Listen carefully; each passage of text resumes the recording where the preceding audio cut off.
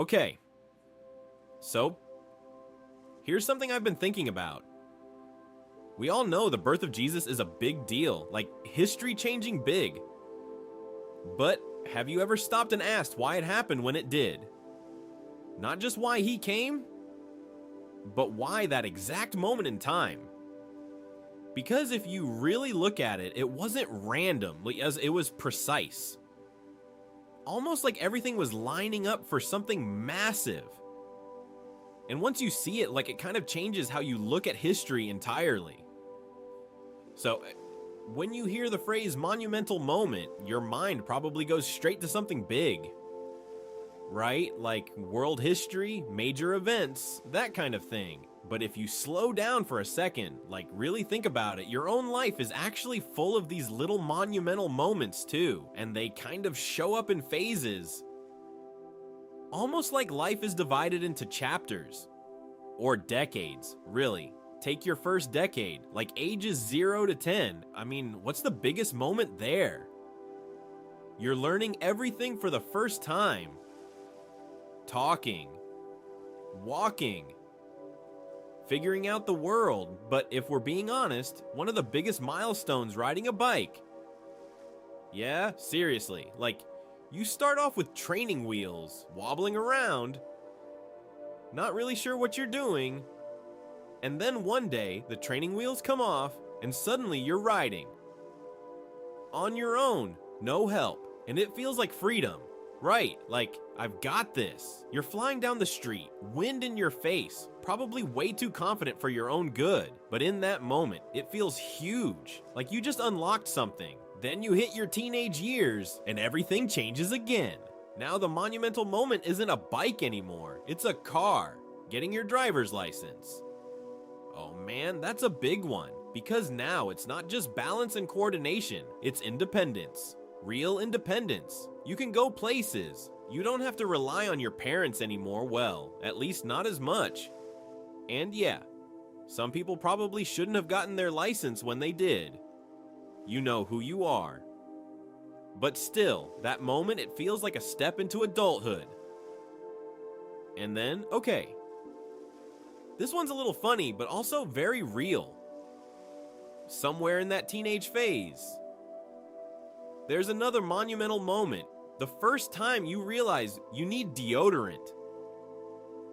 You come home one day and you're like, wait, what is that smell? And then it hits you. It's you, and suddenly you're in a whole new stage of life. You're learning about hygiene, responsibility, maybe a little bit of embarrassment too. But again, it's one of those small moments that sticks with you. Then your 20s hit, and honestly, this might be the most packed decade of all. Everything happens in your 20s. Graduating, getting your first real job, maybe figuring out what you actually want to do with your life, or realizing you have no idea, which is also kind of normal. You might get married, you might have kids, you might buy a house, or at least try to... It's like life suddenly speeds up, and you're making decisions that actually shape your future in a big way. And there's not just one monumental moment here. It's like a whole series of them, back to back, and then your 30s roll around. For some people, that's when marriage happens. Or maybe you're finally moving out on your own, really on your own. And yeah, if you're still living in your parents' basement at 30, no judgment, but also, maybe it's time, just saying. Because there's something about stepping out and building your own life that feels significant. Like you're finally owning your space in the world.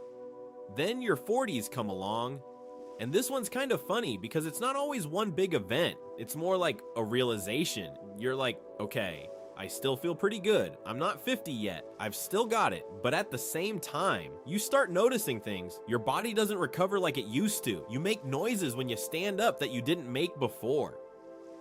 And somehow, embarrassing your kids becomes one of your favorite hobbies, and you don't even feel bad about it. Then you hit your 50s. And honestly, the monumental moment might just be turning 50. It's like this weird midpoint that you're not old, but you're definitely not young anymore. You're right there in the middle, looking both directions, kind of taking it all in, your 60s. That's when your mind is still like, yeah, I can do anything. But your body is like, let's slow down a bit. There's this tension between how you feel inside and what your body is telling you, and you start to realize time is moving differently now than your 70s, 80s, and beyond. And here's where something really special shows up: grandkids. And suddenly, you're watching the whole cycle start again, but from a completely different perspective. You're not the one learning to ride the bike, you're the one cheering from the side, maybe laughing a little when they wobble, but mostly just enjoying the moment. And all of these, every single one of these stages, they have these moments that feel big, they feel defining, they feel like turning points, and they shape who you are. They mark progress. They create memories you carry for the rest of your life. But here's the thing, as big as all those moments feel, and they do matter, they're still personal. They're still contained within your own story. They change your life, but they don't change the entire course of history. And that's where this gets really interesting, because if you take all of those monumental moments, riding a bike, getting your license, getting married, having kids, growing older, all of them combined, they still don't compare to one specific moment in history. One moment that didn't just shift a single life or even a generation, but literally changed everything. And once you start to see that contrast, it kind of reframes what monumental really means. Because yeah, your life has milestones, but history has moments that redefine the entire timeline. And there's one moment, one specific moment, that stands above all the rest, and that's the one we're about to step into. So if we zoom out from all those personal milestones for a second, and we start looking at history instead of just our own lives, there's this one idea that keeps coming up: timing. And not just random timing, not coincidence, not chance, but intentional timing. There's this line in Galatians 4:4, and it puts it really simply, but also kind of powerfully. It says that when the right time came, God sent his son, not early, not late, the right time. And I don't know. That phrase alone kind of makes you pause, right? Because it means this wasn't rushed. It wasn't delayed. It wasn't like, okay, now seems like a decent moment. No, it was precise, deliberate, almost like history had been building toward this exact point the whole time. And that raises a bigger question. If it was the right time, then what made it right? And to even begin answering that, you kind of have to go way back, like all the way back to the beginning, because Jesus didn't just show up out of nowhere. He wasn't just a sudden figure that appeared in history without context. According to the script, he was the promised Messiah. Now, that word Messiah, it basically means the anointed one, the chosen one, the one set apart for a specific purpose. And what's interesting is, that idea didn't start in the New Testament. It didn't begin with the story of his birth. It had been building for centuries, actually thousands of years. The very first hint of this promised figure shows up in Genesis, right near the beginning of everything, Genesis 3:15. And it's kind of subtle if you don't know what you're looking for, but it talks about this future conflict between the seed of the woman and the seed of the serpent. And basically, what it's saying is there's going to be this ongoing struggle between good and evil, yes? Between humanity and what opposes it. But then it adds something really specific. It says that one day, the serpent would strike the heel of this seed, but that seed would crush the serpent's head. And you're like, okay, what does that mean? Well, in the context of the script, that's understood as the very first prophecy of a savior, someone who would come from humanity born of a woman and ultimately defeat the power of evil. Not just resist it, not just survive it, crush it. And that's the beginning of the thread. Then as history moves forward, that idea doesn't disappear. It actually gets clearer. In Deuteronomy 18, there's another moment. Yeah, this time, it's Moses speaking. Now, Moses was already a huge figure, a prophet, a leader, someone people listened to. And he says something interesting. He tells the people that a prophet is going to come after him. Not just another teacher, not just another voice, but someone like him, and yet greater. A prophet they would need to listen to. And again, at the time, you might not fully understand what that means. It's just another piece of the puzzle, another hint, another layer being added. And then you move even further along into the book of Daniel, Daniel chapter 9. And this is where things get honestly a bit more detailed, a bit more specific. It talks about a timeline, about events unfolding in a certain order.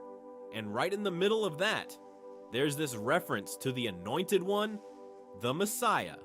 And it even hints at what would happen to him, that he would be cut off, which in the context of the script, points forward to something much bigger. Something that hadn't happened yet, but would. And so now, you've got this pattern forming from Genesis to Moses to Daniel across centuries, different voices, different moments in history, but they're all pointing in the same direction, towards someone who hasn't arrived yet. And that's what makes Galatians 4:4 hit differently, because when it says, when the right time came, it's not just talking about a random moment on a calendar. It's talking about the fulfillment of everything that had been building up to that point. All those prophecies, all those expectations, all those hints and glimpses and partial understandings, finally converging, and suddenly, the waiting is over. Now, here's where it gets even more interesting. Because when you think about it, there were a lot of moments in history where this could have happened, right? Like, if the Messiah was promised way back in Genesis, why not come then, or shortly after? Why wait? Why not show up during Moses' time, or during the height of Israel's kingdom? Why this specific window? And the script doesn't jump into all the historical reasons just yet, but it does make one thing really clear. There was a reason.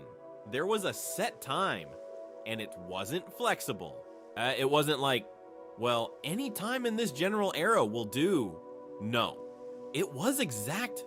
And I think that's the part that's easy to overlook, because we're used to thinking of time as something we manage. We schedule things, we plan things, we adjust when things don't go the way we expected. But this wasn't that kind of timing. This was something set in motion long before any of us existed. A plan unfolding across generations, and every prophecy, every promise, every hint was like a marker along the way, leading to a moment that would finally make sense of all of it. And when that moment came, it wasn't just about a birth, it was about fulfillment. It was about the arrival of the one those ancient words had been pointing to all along, the Messiah, the Anointed One, the one who, according to the script, would do what no one else could do. And I think that's what makes this idea of the right time so important, because it's not just saying Jesus came at a good time, it's saying he came at the exact moment everything had been leading toward. Not a second early, not a second late. And once you start to see that, it changes how you look at the story, because now it's not just about an event, it's about a plan, a long, unfolding plan, finally reaching the moment it was designed for. And that moment, that's where everything begins to shift. So now that we've kind of seen that this moment wasn't random, that it was planned, anticipated, and timed perfectly, the next question is, okay, but why? Why did Jesus actually come? What was the purpose behind all of this? And the answer, at least in the way the original message lays it out, is surprisingly direct. It's not complicated. It's not layered in a bunch of abstract ideas. It's actually very clear. There are two main reasons, and the first one is this: Jesus came to save sinners. That's it. There's a line in 1 Timothy where Paul says it's straight up. He calls it a trustworthy saying, something everyone should accept, and he says that Christ Jesus came into the world to save sinners. And then he adds something really personal. He says, I'm the worst of them, and which is kind of interesting, right? Because Paul isn't just explaining a concept, he's including himself in it. He's not standing outside of it like, yeah, this is for other people. He's like, no, this is for me too. And I think that's important because when you hear the phrase save sinners, it can feel a little distant at first, like it's talking about some group out there. But the point is, it's talking about all of us, every single person. And that's what gives this moment so much weight. Because if Jesus came into the world specifically to save people who are broken, who mess up, who fall short, then his arrival isn't just a historical event. It's personal. It's deeply personal. It means that this moment, this one moment in history, was directly connected to the condition of humanity, to the reality that something wasn't right and couldn't be fixed on our own. And that's the thing. The idea isn't just that people needed help. It's that they needed saving. There's a difference. Help is like you're struggling, but you can still kind of figure it out. Saving is different. Saving means you can't get out of it by yourself. And according to the script, that's the situation. That's why Jesus came. To step into that gap, to do something we couldn't do on our own. But that's only half of it, because the second reason is just as important, and it kind of zooms out from the personal to the bigger picture. The second reason is this: Jesus came to destroy the works of the devil. And that comes from 1 John. Now, that phrase might sound a little intense at first, like what does that even mean? But if you think about it in the context of everything we've talked about, the idea of that ongoing struggle, that tension between good and evil, it starts to make more sense. The works of the devil are basically everything that's been twisted, broken, or corrupted. Deception, sin, the things that pull people away from what's good, what's true, what's right. And according to the script, that's been happening for a long time, ever since the very beginning. So when it says that Jesus came to destroy those works, it's not just about confronting them, it's about undoing them, breaking their hold, changing the outcome. And here's where it all connects. Because if the first reason saving sinners is about individuals, then this second reason is about the system. It's about the bigger problem behind the problem, not just what people do, but what's influencing it, what's shaping it, what's been at work underneath it all. And Jesus steps into both. He addresses the personal and the cosmic in a sense. And that's why his coming matters so much. Because it wasn't just about teaching something new. It wasn't just about adding another voice to history. It was about intervention. It was about stepping into a situation that had been unfolding for generations and changing it at its core. And I think that's what makes this moment feel so different from everything else we talked about earlier. Because all those personal milestones, riding a bike, getting a license, starting a family, they matter. They shape your life, but they don't solve anything at that level. They don't deal with the deeper issues. They don't change the condition of humanity. This does. This moment does. Because if Jesus really came to save sinners and to destroy the works of the devil, then his arrival isn't just meaningful, it's necessary. It's the turning point, the moment where something fundamentally shifts, where the trajectory of everything starts to change. And that's why, when you look back at it, it's not just a story, it's not just a tradition, it's a purpose-driven moment, a moment that answers a problem that had been there all along. And once you see that, you start to understand why this wasn't just important. It was essential. Alright, so now let's zoom in on something really important, the world Jesus actually stepped into. Because it wasn't just any time in history, it was kind of a collision of cultures, ideas, power, and tension, and honestly, it was unlike anything that had come before it. You have to go back a few hundred years before Jesus was born to really see how all of this started taking shape. Around 330 years before his birth, there was this guy, Alexander the Great. And yeah, you've probably heard that name before. He basically went on this massive military campaign and ended up conquering a huge portion of the known world, including the region of Judea. And here's the thing, he didn't just bring armies with him. He brought culture, Greek culture, and that culture had a name, Hellenism. Now, Hellenism wasn't just about language or architecture or art. Although it included all of that, it was really a whole way of thinking, a whole lifestyle. It influenced everything from how people dressed, to how they built cities, to what they believed about the world. Greek philosophy started spreading. Greek religion, with its gods and myths, started showing up everywhere. Even things like astrology and consulting oracles became part of the cultural landscape. And because Alexander established all these cities for trade, that influence didn't just stay in one place, it spread fast. So now, you've got this region Judea that has its own identity, its own traditions, its own deeply rooted beliefs, and suddenly it's being flooded with something completely different. And not everyone handled that the same way. Some people adapted. You know how people are over time. They just get used to things. They start blending ideas, picking and choosing what they like, but others didn't. Especially the more devout Jewish people.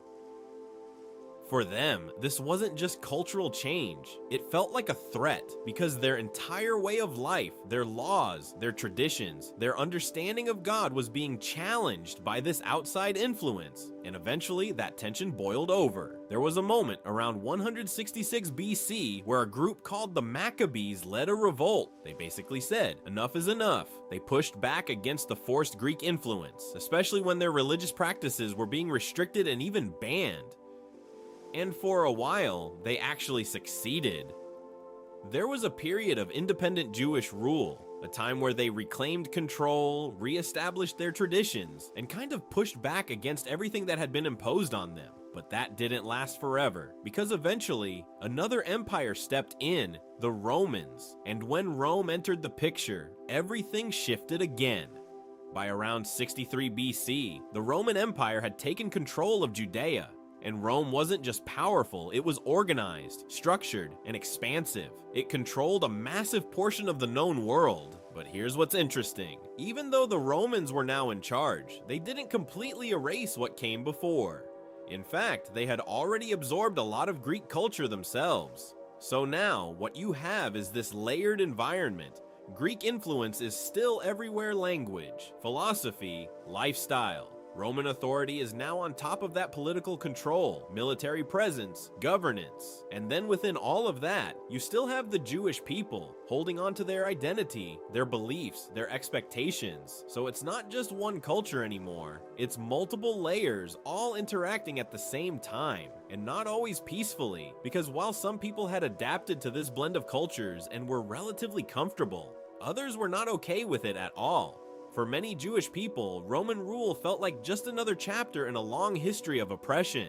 They had seen this pattern before, outside empires coming in, taking control, influencing their way of life, and now it was happening again. And on top of that, the religious tension was still there, because Roman beliefs, like Greek ones, included a mix of gods, pagan practices, and ideas that directly clashed with Jewish law. So you've got this constant friction. On one side, there's adaptation people blending in, adjusting, going along with the culture around them. On the other side, there's resistance people holding tightly to their traditions, pushing back against anything that threatens them. And all of this is happening during what's often called a kind of silent period in terms of prophecy, the time between the last writings of the Hebrew scriptures and the birth of Jesus, about 400 years, which means while all of these cultural and political shifts are happening, there's also this sense of waiting, of expectation, of something that hasn't happened yet. And by the time Jesus is born, Judea has become this crossroads, a place where different ideas, beliefs, and influences all meet. It's complex, it's layered, it's honestly kind of tense. And that's the world he steps into. Not a quiet, isolated environment, but one filled with history, conflict, adaptation, and expectation. A world that had been shaped by centuries of change and was still trying to figure out what it all meant. And when you see that, when you really picture that environment, it starts to become clear that this wasn't just another moment in history. It was a moment that arrived right in the middle of something that had been building for a long time. And it made that moment feel different, like it wasn't just happening in history, like it was stepping directly into it. So now that you can picture the kind of world Jesus stepped into, all that cultural tension, all those layers of influence, it starts to make sense that this moment wasn't random. But here's where it gets even more interesting. Because when you zoom in just a little more, you start to see that there were actually a few very specific conditions in place at that exact time. Conditions that made it possible for what happened next to spread in a way that wouldn't have been possible before.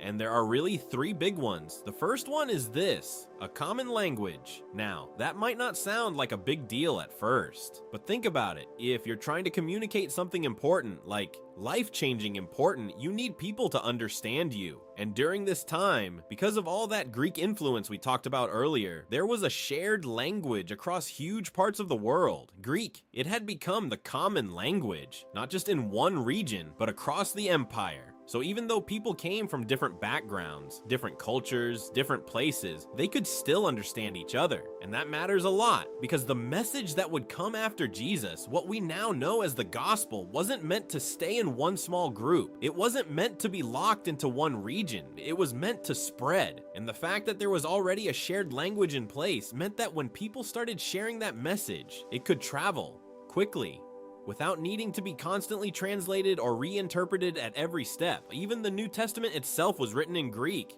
That wasn't random, that was intentional, or at least it fit perfectly into what was already in place. So right away, you've got this advantage, a message that can be understood by a wide audience, without barriers slowing it down. Now, the second factor is something a little less obvious, but just as important. Peace, specifically what's known as the Pax Romana, which basically means Roman peace. And during this period, the Roman Empire had reached a point where things were relatively stable. Now, that doesn't mean everything was perfect. There was still tension, still oppression in certain areas, still a lot going on beneath the surface. But compared to earlier times when there were constant wars, shifting empires, and instability, this was different. There was order, there was structure, and most importantly, there was a kind of widespread calm. And that calm created space, because when there's constant war, constant conflict, it's really hard for ideas to spread. People are focused on survival, but when things settle even just a little, there's room for something else to move.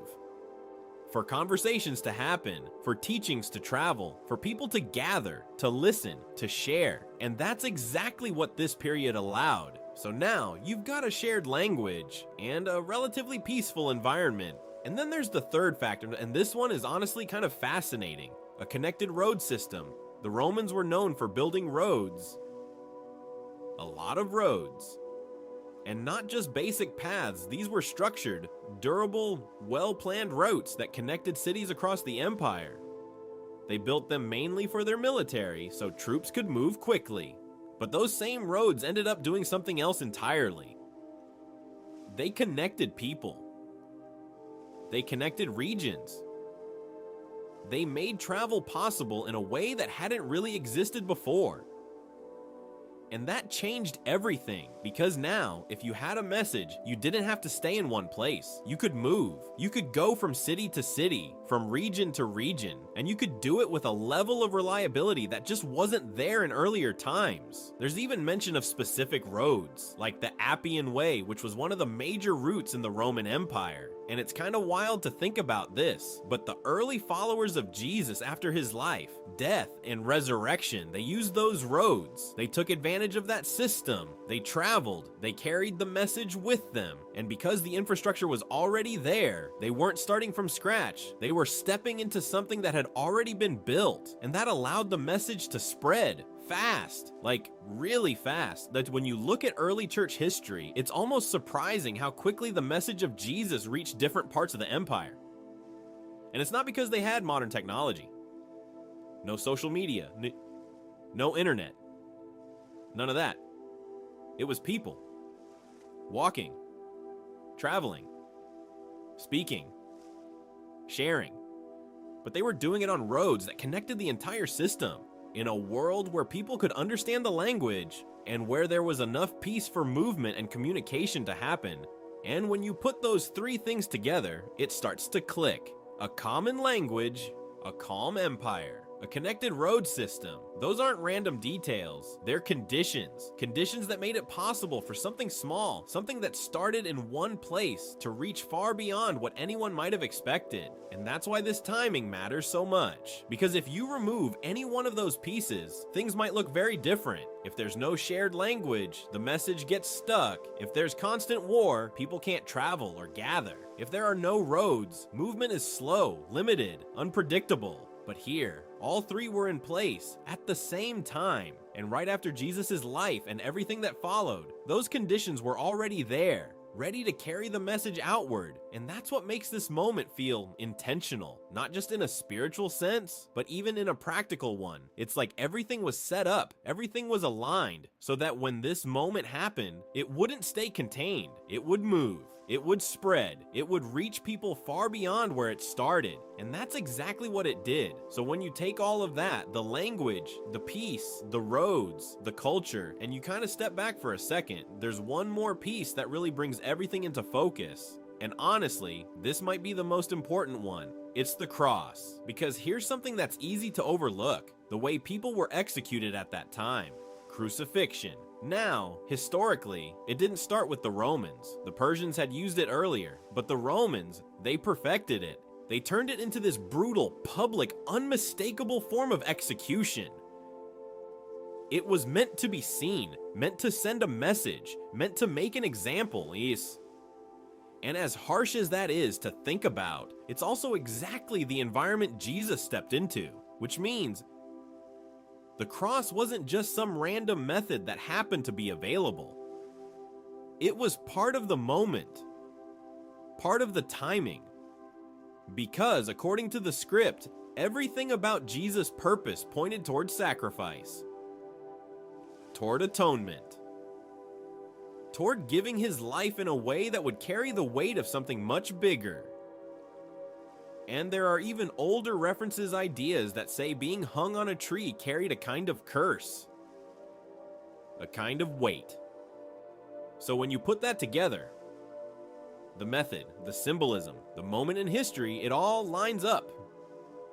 Not by accident, but by design. And that's where this whole idea of timing comes back into play again. Because up to this point, we've been talking about timing in a big picture sense.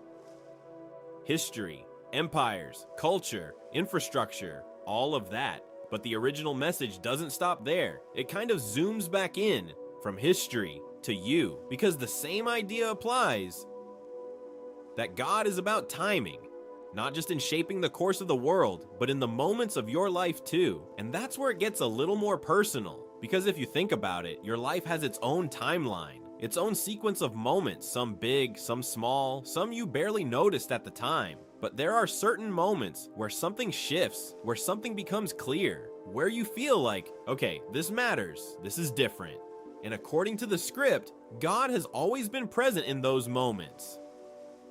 Patient, watching, waiting, not forcing anything, but also not absent. And maybe you can even look back and see that, maybe there was a time years ago, or maybe more recently, where something just clicked. Or maybe you're still wondering when that moment is supposed to happen. Like, how would I even know? And this is where the message kind of lands. Because instead of pointing you backward, or telling you to wait for some distant future moment, it brings it right into the present. There's this line that comes up near the end. It says, "At just the right time, I heard you. On the day of salvation, I helped you." And then it adds something really simple. Well, it says, "The right time is now. Today." And I don't know, that's kind of a shift, right? Because we're so used to thinking in terms of later. I'll figure it out later. I'll deal with that later. When things calm down, when life makes more sense, when I'm ready. But this idea doesn't really leave room for that. And it brings everything into this moment, right now. Because if all of history was leading up to a specific moment, if everything aligned at just the right time for Jesus to come, to live, to give his life, then the response to that isn't meant to be pushed off indefinitely. It's meant to be considered in the present. And again, this isn't about pressure. It's not about forcing a decision or rushing anything. It's more like an invitation, a recognition that maybe, just maybe, this moment you're in right now isn't random either. That maybe timing isn't just something that happened back then. Maybe it's still happening. And that's kind of where everything comes together. The cross, the timing, the purpose, and the present moment. Because what started as a historical event doesn't stay in the past. It reaches forward, right into now, and it quietly asks the question, what do you do with it? So yeah. This wasn't just a moment that changed history. It's a moment that still reaches into right now. And maybe that's the part that matters most. Not just what happened back then, but what it means for you today. And I don't know, Maybe it's worth sitting with that for a second. If this made you think even a little, you can stick around. Maybe hit like or subscribe, but more than anything, just don't ignore the moment you're in.